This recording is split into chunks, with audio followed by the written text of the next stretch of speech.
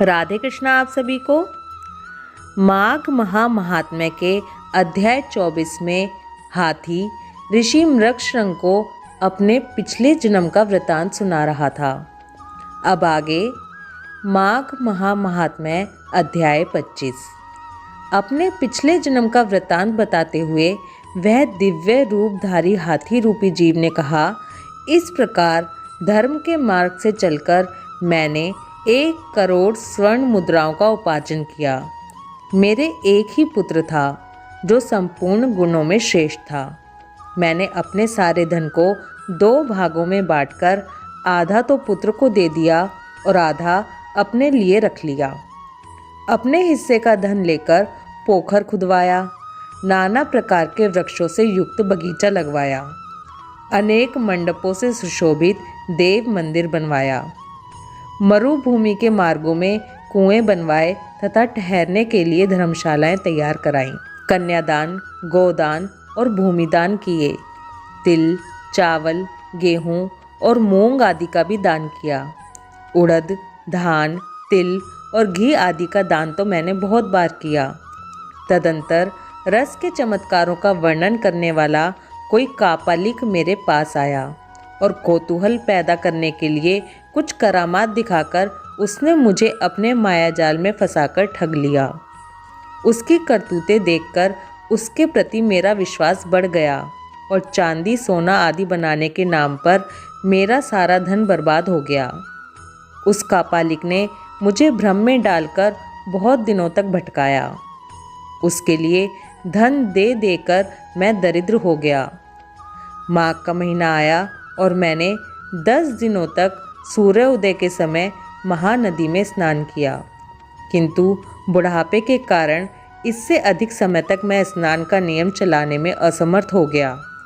इसी बीच में मेरा पुत्र देशांतर में चला गया, घोड़े मर गए, खेती नष्ट हो गई और बेटे ने वेश्या रख ली। फिर भी भाई बंधु यह सोचकर कि यह बेचारा बूढ़ा धर्मात्मा और पुण्यवान है, धर्म के ही उद्देश्य से मुझे कुछ सूखा अन्न और भात दे दिया करते थे। अब मैं अपना धर्म बेचकर कुटुंब का पालन पोषण करने लगा। केवल माघ स्नान के फल को नहीं बेच सका। एक दिन जिव्या के स्वाद के कारण दूसरे के घर पर खूब गले तक ठूसकर मिठाई खा ली। इससे अजिंड हो गया।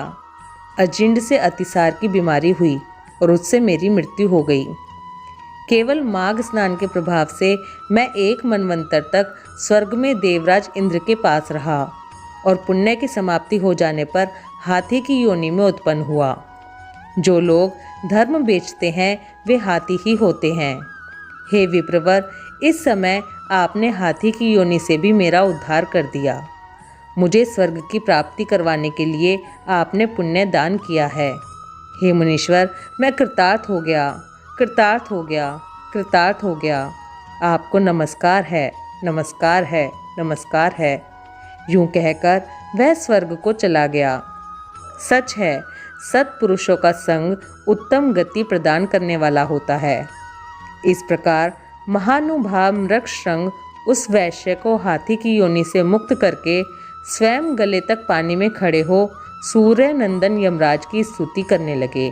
ओम यम, धर्मराज, मृत्यु, अंतक, वैवस्वत, काल, सर्वभूतशय, औदुंबर, दग्न, नील, परमेष्ठी, व्रकोदर, चित्र और चित्रगुप्त, इन 14 नामों से पुकारे जाने वाले भगवान यमराज को नमस्कार है, जिनका मुख दाढ़ों के कारण विकराल प्रतीत होता है और टेढ़ी भौहों से युक्त आंखें क्रूरतापूर्ण जान पड़ती हैं, जिनके शरीर में ऊपर की ओर उठे हुए बड़े बड़े रोम हैं तथा होठ भी बहुत लंबे दिखाई देते हैं।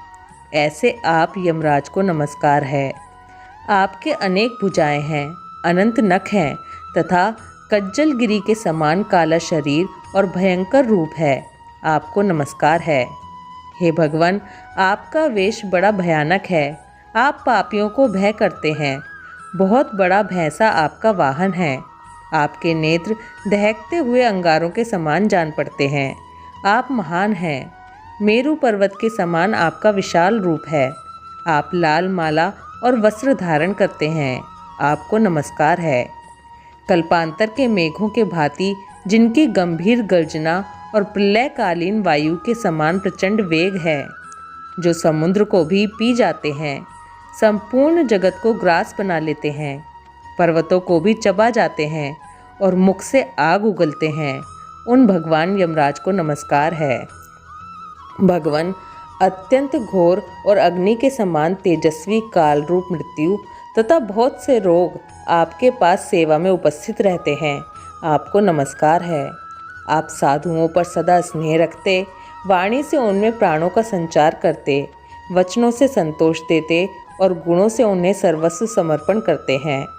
सज्जन पुरुषों पर सदा संतुष्ट रहने वाले आप धर्मराज को बारंबार नमस्कार है। जो सबके काल होते हुए भी शुभ कर्म करने वाले पुरुषों पर कृपा करते हैं, जो पुण्य आत्माओं के हितैषी, सत्पुरुषों के संगी, धर्मात्मा तथा धर्म का अनुष्ठान करने वालों के प्रिय हैं, उन धर्मराज को नमस्कार है।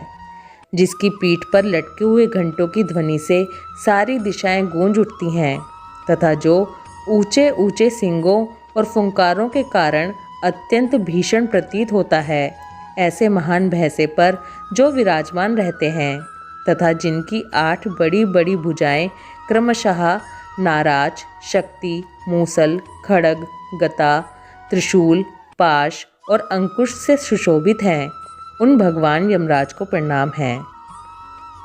जो 14 सत्पुरुषों के साथ बैठकर जीवों के शुभ अशुभ कर्मों का भली भांति विचार करते हैं, साक्षियों द्वारा अनुमोदन कराकर उन्हें दंड देते हैं तथा संपूर्ण विश्व को शांत रखते हैं, उन दक्षिण दिशा के स्वामी शांत स्वरूप यमराज को नमस्कार है।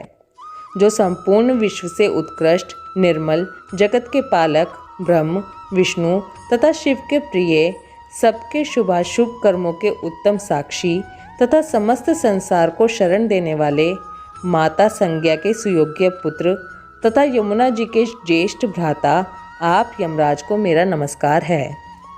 इसके बाद वशिष्ठ जी कहते हैं, इस प्रकार स्तुति करके मृगशृंग ने उदारता और करुणा के भंडार तथा दक्षिण दिशा के स्वामी भगवान यम का ध्यान करते हुए उन्हें साष्टांग प्रणाम किया। इससे भगवान यम को बड़ी प्रसन्नता हुई। वे महान तेजस्वी रूप धारण किए मुनि के सामने प्रकट हुए। उस समय उनका मुख कमल प्रसन्नता से खिला हुआ था।